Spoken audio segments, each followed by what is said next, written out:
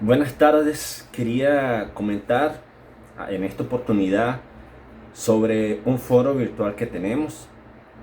Las ideas que voy a exponer acá son opiniones, son producto de lecturas que he tenido sobre tres temáticas particulares, que el enfoque, el método y la teoría en la investigación científica, en este caso en el área de educación, que es lo que nos compete aquí y es la razón por la que estamos nosotros en este seminario. Cuando nosotros establecemos o hablamos de interfaz, estamos hablando de una especie de ambiente o de un paso. La interfaz es algo que sucede entre un punto y otro punto, entre un destino y otro destino. Es como un ambiente, es una serie de situaciones que caracterizan y que condicionan un proceso. En este caso, la investigación científica en el área de educación. Yo quería para este foro, pues, primero, nosotros estamos aquí creando conocimiento, generando contenido y es una forma colaborativa además que la plataforma de ADI Virtual nos permite. Entonces lo que quiero para este foro es que cada uno abra un tema particular como está explicado en el plan de actividades. Basta clicar en la actividad de evaluación y ahí los va a llevar, va a haber una interfaz hasta el punto en donde está explicado el evento o el elemento de evaluación. Están las pautas, están los criterios, muy importante, y están los plazos. Es importante que revisen eso. Nosotros vamos a generar para este foro pues algunas ideas sobre otras ideas que yo tengo sobre la investigación en educación. Básicamente la investigación a nivel general, ella se da, ella se comporta en elementos o con elementos como la epistemología o el fundamento de conocimiento científico que la soporta, el método, que vendrían a ser procedimientos para llegar a un conocimiento, procedimientos para ejecutar un proyecto de investigación, y la teoría, que son los elementos que explican ese objeto, ese fenómeno de conocimiento que nos interesa. Ustedes a nivel de sus lecturas, a lo largo de sus lecturas, van a encontrar diversos elementos y hasta clasificaciones. Hay varias clasificaciones, hay personas que utilizan el concepto o el elemento de tradiciones para hablar de método. Me parece válido, es uno de los que más he leído y de hecho existe autor que lo fundamenta. Nosotros vamos a conseguir el concepto de tradiciones en el texto de Larry Laudan, El progreso científico y sus problemas. Es una lectura que les recomiendo también. La tengo por acá, está por aquí. Es una lectura importante y ahí se describe el concepto de tradición. Sin embargo, vamos a quedarnos con método, que es lo que sería más conocido por todo el mundo. Vamos a decir que en la comunidad científica es lo más difundido. Epistemología, que es teoría de conocimiento científico, y teoría. Vamos a empezar con la epistemología. Pues nosotros es lo que nos tiene porque es el nombre del seminario. Resumido sintéticamente, la epistemología va a ser el conjunto de bases que explican cómo se genera y cómo se explica, cómo se da el conocimiento científico. A lo largo de la historia, la historia nos ha dado, y a pesar de que creemos que sea una cuestión superada, no parece superada porque se mantiene actual.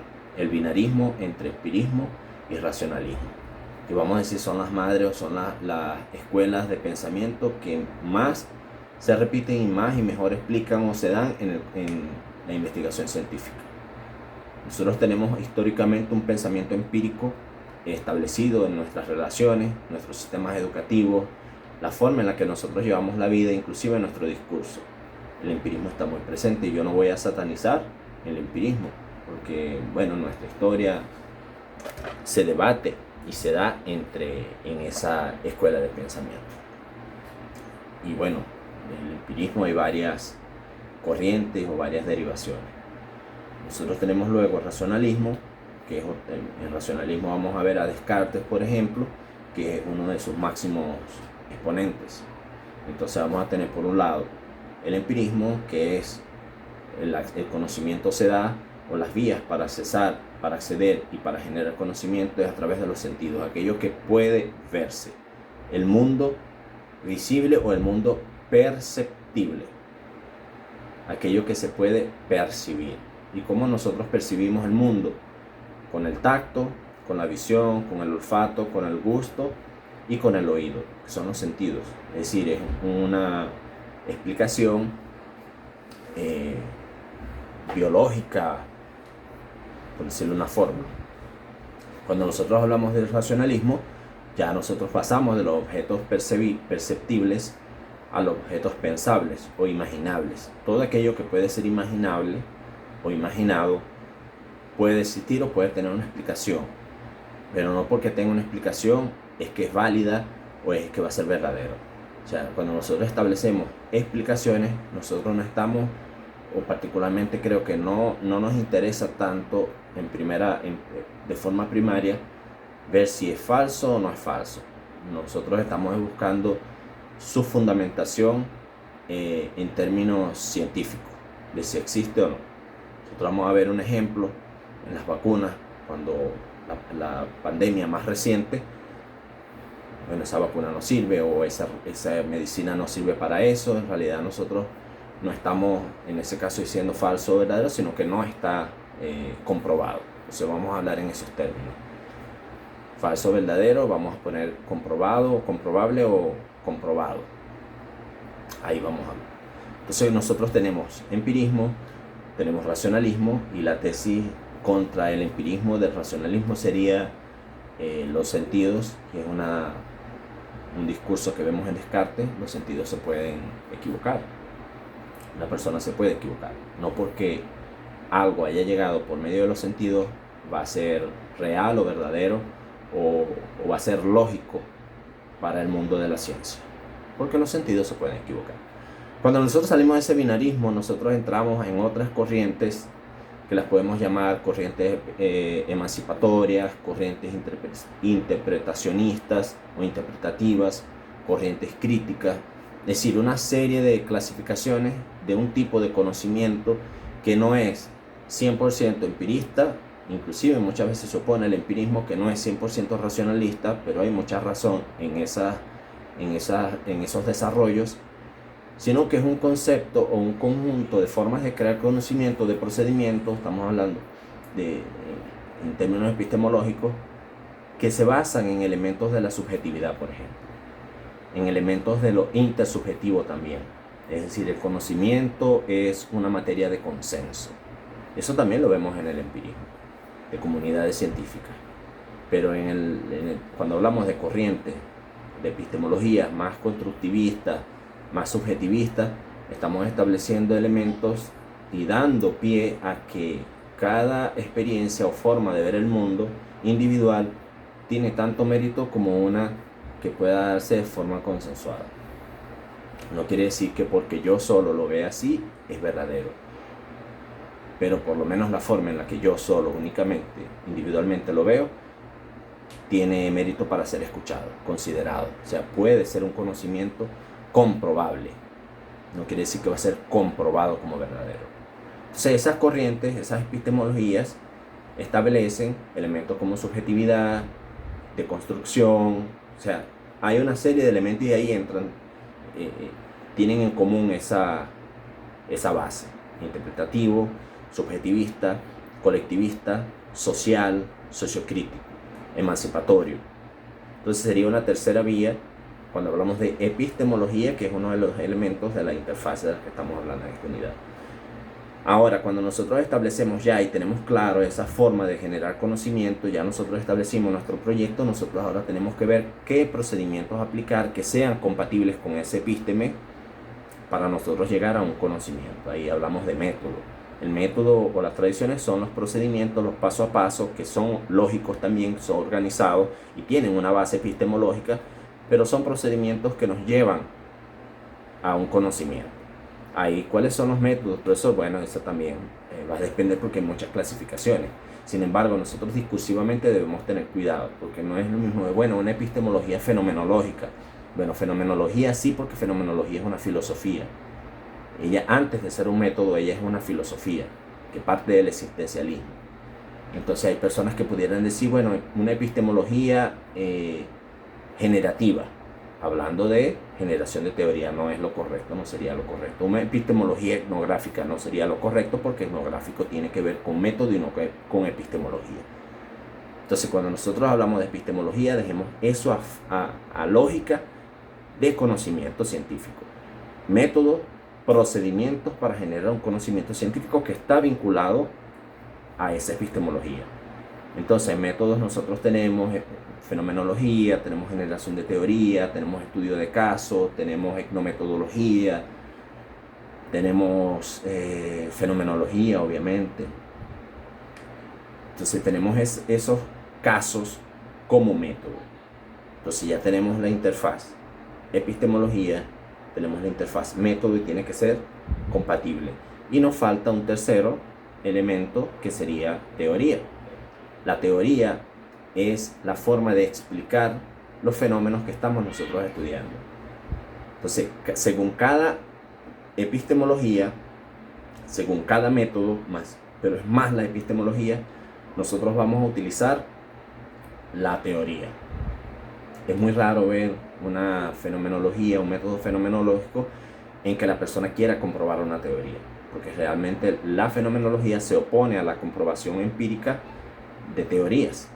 La fenomenología le da cabida, le da voz a experiencias que son únicas y que probablemente por otras experiencias o metodologías de investigación ese conocimiento no sería válido, porque lo viva una persona o dos personas no es capaz y no es representativo. Pero bueno, por eso es que tenemos que leer sobre método y epistemología y tiene que estar compatible. Bueno, epistemología empirista, enfoque empirista, pero voy a hacer una fenomenología como método. No tiene sentido, es incompatible. No puede. Y eso sería un desorden o una incongruencia epistemológica y hay que resolver. Cuando nosotros vemos teoría, nosotros estamos estableciendo una forma de como estado del arte, lo que hay. Evitemos decir, es que no hay nada sobre eso. Es que no consigo nada sobre eso. Si usted está buscando conocimiento igual a lo que usted tiene en el documento o en mente, probablemente no conseguirá y no tiene que conseguir, porque si lo consigue igual, entonces ya alguien está trabajando, desarrollando en esa línea. Y no hay problema con que otra persona esté trabajando allí. Nosotros establecemos programas, nosotros deberíamos insertarnos en donde un programa de investigación o un área de investigación, por ejemplo, vacunas, infecciones, tratamiento contra cáncer, técnicas de educación, métodos para mejorar la calidad de la educación. Nosotros tenemos que ubicarnos en lo más avanzado, lo más actual, que es la punta de todo un programa y partir desde ahí. No es económico partir desde lo que ya se sabe. La idea es partir desde lo que, conociendo lo que hay, lo que se sabe, y a partir de ahí generando caminos y escalones para llegar a conocimientos no producidos antes. La teoría nos va a ayudar. La teoría explica. Una teoría no tiene por qué explicar 100% lo que usted está desarrollando o lo que no desarrollando, lo que usted está observando en la realidad. Porque las teorías tienen esa falla también. Es una anomalía. Si leemos a Thomas Kuhn en la estructura de las revoluciones científicas. Y las anomalías de las teorías son normales. No consiguen explicar todo. Y porque una teoría no explique un pequeño detalle, no quiere decir que la teoría es que no sea útil o que no sea pertinente en uso. Que las teorías tienen esa cualidad.